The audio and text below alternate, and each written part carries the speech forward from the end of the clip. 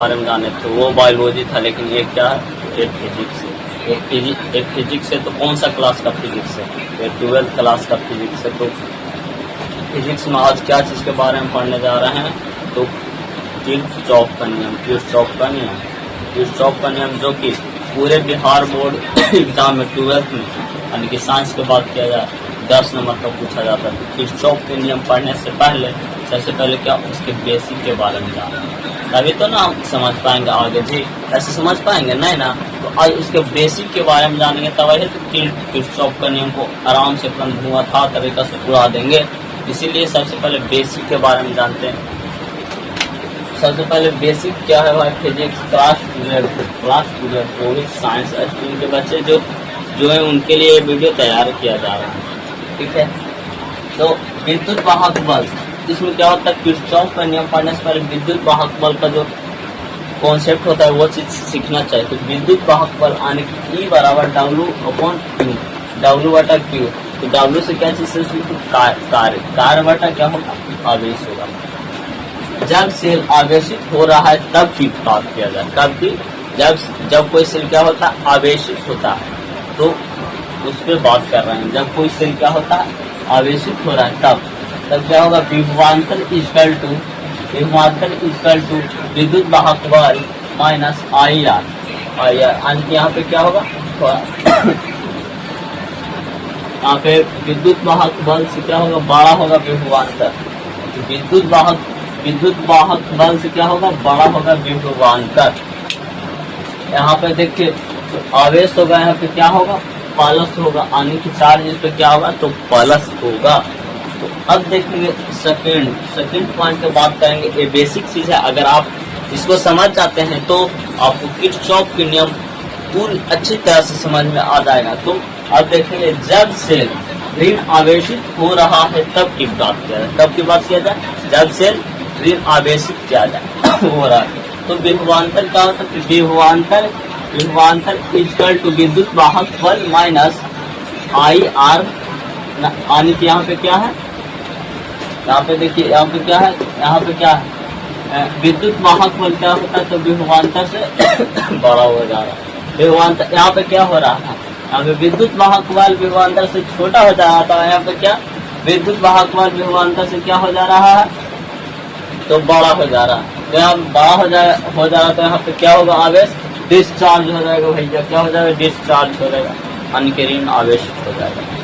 Point number 3 के बात करते हैं, क्या चीज के बाद, पॉइंट नंबर 3, जब सेल से धारा प्रवाहित ना हो, क्या, जब सेल से धारा प्रवाहित ना हो तो विभवांतर बराबर क्या होगा, विभवांतर इक्वल टू विद्युत वाहक बल, यानी कि विभवांतर इक्वल टू विद्युत वाहक बल। तो यहाँ पे क्या हो जाएगा, I यानी कि धारा वाला क्या हो जाएगा, 0।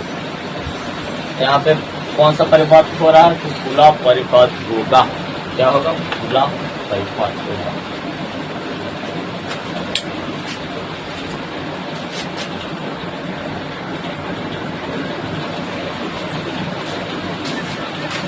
हेलो प्यारे बच्चों, आज किरचॉफ के नियम के बारे में जानेंगे। क्या किरचॉफ के नियम, जो कि 12th में कोई साइंस स्ट्रीम के जो बच्चे हैं वो साइंस में जो किरचॉफ के नियम होता है वो फिजिक्स में पूरा का पूरा 10 अंक से पूछा जाता है। इस वीडियो को देख लेने के बाद आप लोगों को 10 अंक मुट्ठी में चलाएगा। चलिए किरचॉफ के नियम के बारे में आज जानते हैं। किरचॉफ का नियम, क्लास 12 फिजिक्स। किरचॉफ के नियम देखिए कितने नियम होते, तो 2 नियम होते। तो पूछा किरचॉफ कितने नियम, तो 2 नियम, यहाँ पे 2, किरचॉफ के 2 नियम। आप देखेंगे किरचॉफ का प्रथम नियम क्या होता है, तो किरचॉफ के प्रथम नियम को क्या कहते हैं, तो प्रथम नियम का संधि का नियम भी कहते हैं। किरचॉफ कोई पूछे कि किरचॉफ के प्रथम नियम को क्या कहते हैं, तो संधि का नियम कहते हैं। किरचॉफ के प्रथम नियम को संधि का नियम कहते हैं। वैद्युत परिपथ में किसी संधि पर मिलने वाली धाराओं का बीजगणितीय योग क्या होता है, तो शून्य होता है। वैद्युत परिपथ में किसी संधि पर मिलने वाली धाराओं का बीजगणितीय योग क्या होता है, तो शून्य होता है। शून्य होता है तो पहले यहाँ पे देखिए कैसे शून्य होता है। I इनपुट बराबर क्या होता है, तो 0 होता है। यहाँ पे देखिए I इनपुट बराबर I इनपुट बराबर I आउटपुट होता है। तो ये क्या बोला, वैद्युत परिपथ में किसी संधि पर मिलने वाली धाराओं का बीजगणितीय योग क्या होता है, तो शून्य होता है। देखिए अलग अलग दिशाओं से यहाँ पे क्या आ रहा है कि धारा प्रवाहित हो के आ रहा है, एक बिंदु पे आ रहा है। जैसे में आप लोग पोल के देखे होंगे, अलग अलग जगह से विद्युत धारा आता है ना जी, और एक बिंदु पर मतलब पोल देखते हैं अलग अलग धारा से मतलब आता है, अलग अलग जगह से आता है, वहाँ पे क्या होता है, जमा हो जाता है। तो किस नियम के आधार पर होता है तो किरचॉफ के प्रथम नियम के आधार पर। क्या हमारे बात आप लोग को समझ में आया? एक फिर और समझा देते हैं एक बार भाई। वैद्युत परिपथ में, वैद्युत परिपथ आने की इसमें विद्युत धारा प्रवाहित होता है। वैद्युत परिपथ में किसी संधि पर, संधि में क्या होता है जानते हैं ना, संधि में जहाँ पे लोगों का मिलन होता है, जहाँ पे लोगों का क्या होता है, मिलन होता है, इसे संधि कहते हैं। वैद्युत परिपथ में किसी संधि पर मिलने वाली धाराओं का बीजगणितीय योग क्या होना चाहिए, तो शून्य होना चाहिए। वैद्युत परिपथ इधर से वैद्युत परिपथ इधर से गया, इधर से गया, इधर से गया, और यहाँ पे जाके सब मिल गया, तो मिलने को ही क्या कहते हैं, तो संधि कहते हैं। क्या कहते हैं, तो संधि कहते हैं। थोड़ा सा एक बिंदु पे क्या हो रहा है, संधि आने के मिल रहा है, और तो मिल रहा है तो इसका गणितीय योग क्या हो रहा है, तो शून्य हो रहा है। क्या हो रहा है, तो शून्य। यहाँ पे आई इनपुट बराबर क्या हो रहा है, 0। यहाँ पे I input equal to I output हो रहा है। यहाँ पे क्या है, यह नियम आवेश संरक्षण का सिद्धांत पर क्या है, आधारित है। यह नियम क्या चीज पे है, आवेश संरक्षण का सिद्धांत पे आधारित है। एक बार और रिवाइज करवा देते हैं भाई। किरचॉफ के नियम कितने प्रकार के होते हैं, 2 प्रकार के होते हैं। प्रथम नियम को क्या कहते हैं, संधि का नियम। वैद्युत परिपथ में किसी संधि पर लगने वाली धाराओं का बीजगणितीय योग क्या होता है, तो शून्य होता है। क्या होता है, तो शून्य होता है। यहाँ पे आई इनपुट बराबर क्या हुआ, 0। यहाँ पे आई इनपुट बराबर आई आउटपुट होता है। यह नियम आवेश संरक्षण के सिद्धांत पर निर्धारित होता है। आज आवेश संरक्षण का सिद्धांत किसे कहते हैं, तो क्या कहते हैं, इसका खोज किसने किया, तो लेज साहब ने किया। किसने किया, तो लेज साहब ने किया था।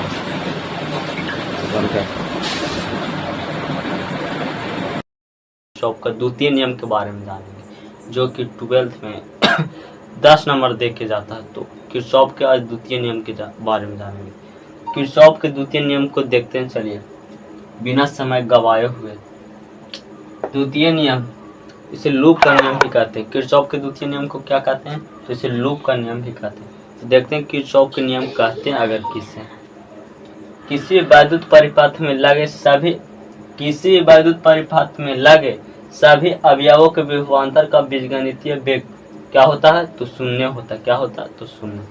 किसी वैद्युत परिपथ में लगे जो अवयव होते हैं उनका विभवांतर के क्या होते हैं, शून्य होते हैं। किसी वैद्युत परिपथ में लगे सभी अवयवों का विभवांतर का मान क्या होता है, शून्य। किसी भी वैद्युत परिपथ में जो उसका विभवांतर होता है उसके अवयव के क्या होता है, मान शून्य होता है। तो आज क्या चीज के बारे में जानेंगे, तो किरचॉफ के नियम के बारे में जानेंगे। तो किसी भी वैद्युत परिपथ में क्या है, किसी वैद्युत, देखिए किसी वैद्युत, एक वैद्युत परिपथ ले लिए हैं, कि किसी वैद्युत परिपथ ले लिए हैं और लगे इसमें अवयवों के विभवांतर का बीजगणितीय वेग क्या होता है, तो शून्य हो। इसके जो अवयव है, देखिए आई हो गया, आर हो गया, ई हो गया, ये सब क्या है, छोटे छोटे अवयव है।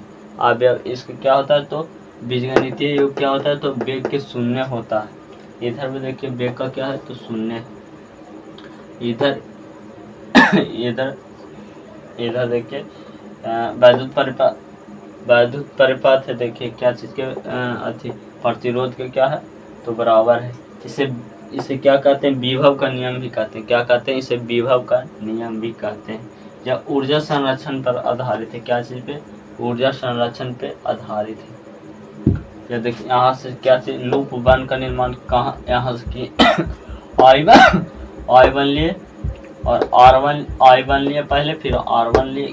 देखिए जो धारा होता है किसी एक दिशा में प्रवाहित होना चाहिए, किसी भी एक दिशा में प्रवाहित। अगर इधर से हो रहा है प्रवाहित एंटी क्लॉकवाइज, अगर इधर से सारा धारा तो इधर से होना चाहिए, ठीक। तो I1 होना चाहिए, I1 है R1 और प्लस में E1 और माइनस में E2 और प्लस में I2 और R2 बराबर 0 क्या है। तो ये सब क्या चीज है, I से क्या हुआ, विद्युत धारा R से प्रतिरोध इस लूप 2 में देखेंगे, लूप 2 में क्या है, तो लूप 2 में देखिए लूप 2 में I2 R2 और प्लस में क्या है E2 minus I1 plus I2 I3 बराबर 0। देखिए दो लूप का निर्माण हुआ एक चित्र से। देखिए इसमें क्या है, विद्युत परिपात के अवयव है, क्या चीज का, विद्युत जो वैद्युत परिपात होता है उसके अवयव है। इसी अवयव से मिलकर क्या हो गया दो लूप का निर्माण हो गया।